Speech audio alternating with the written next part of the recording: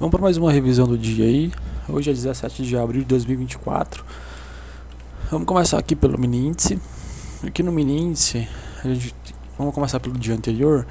No dia anterior a gente teve um pregão mais travado, onde se a gente olhar aqui e trabalhar essa região, a gente vê que foi uma movimentação bem lateral. No dia de hoje nós temos o preço abrindo na região de máxima do dia anterior, onde também era a região de 61.8. Se a gente trabalhar essa queda, então aqui a gente tem uma forte região de resistência, né? Que também era a região de 200 descendente, onde a gente sabe que a 200 descendente é uma 20 nos 60 minutos. Então nós temos o preço abrindo um forte gap de alta, então buscando a região de máximo no dia anterior, e 61.8 e média 9 de 200 descendente. Nós temos o preço deixando um pequeno pullback em cima dessa média de 9 aqui, mas a gente vê que não há continuidade. Não há continuidade por quê? Porque na sequência nós temos um forte candle vendedor, contabilizando o primeiro, segundo teste na região de 61.8 mais máximo do dia anterior.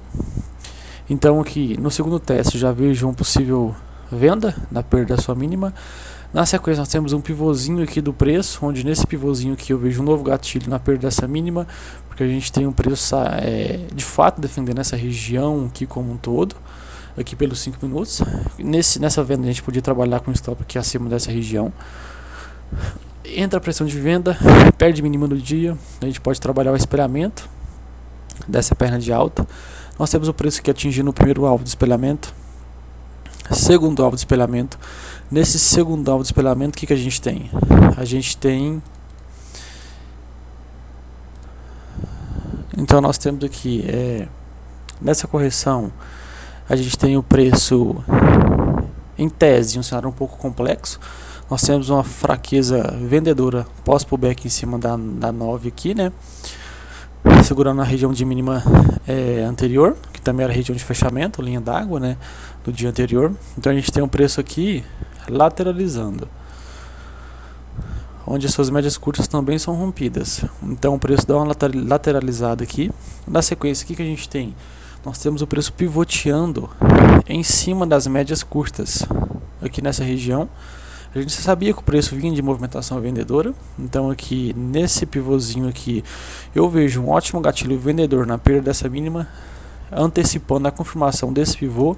Então seria um gatilho aí com alvo por antecipação. A gente pode trabalhar esse pivôzinho. A gente vê que o preço cravou na sua região do primeiro alvo. Cravando na região do primeiro alvo, nós temos o preço deixando uma pequena falha de fundo com forte divergência com o estocástico nesse fundinho. Nós temos um ótimo gatilho comprador nessa região. Seria um gatilho arriscado porque a gente vinha de movimentação vendedora, mas nós tínhamos contexto para isso, dada a falha de fundo, divergência com o estocástico e esse gatilho comprador. Feita a compra, o preço busca a região da VWAP e fica por ali mesmo. Mas vale ressaltar que aqui nessa região nós temos o que? Essa linha que eu tracei seria uma possível neckline, onde nós temos aqui ombro, cabeça, ombro invertido. Se ocorrer o rompimento dessa região, nós temos a confirmação da estrutura, mas a priori é isso. No mini dólar nós temos o preço aí, a gente teve o preço hoje abrindo gap de baixa. Deixa eu só excluir esses estudos. Nós temos o preço abrindo com um pequeno gap de baixa, corrigindo essa região, essa forte alta do dia anterior, né? Então a gente podia trabalhar suas retrações, mas logo no início do dia nós temos uma movimentação bem interessante, que seria aqui nessa região. Nós temos o que? O preço entregando um pequeno movimento de baixa. A gente pode contar isso aqui, fazer uma leitura como uma perna de baixa. Na sequência nós temos o preço deixando um teste na região da 9. A gente tem um gatilho vendedor interessante aqui, mas logo na sequência nós temos um pullback escondido do preço aqui nessa região, pullbackzinho escondido, desenhando e fortalecendo o cenário vendedor, desenhando um pivôzinho de baixa, né? A gente tinha uma 200 ascendente, mas a gente estava um pouco esticado, estava meio afastado do preço, então era viável fazer essa venda. A gente podia trabalhar os alvos do pivô. A gente tem aqui primeiro alvo, segundo alvo é rompido, junto à sua média 9 de 200. O preço segue de uma certa forma esticada aqui nessa região, mas ocorre o rompimento.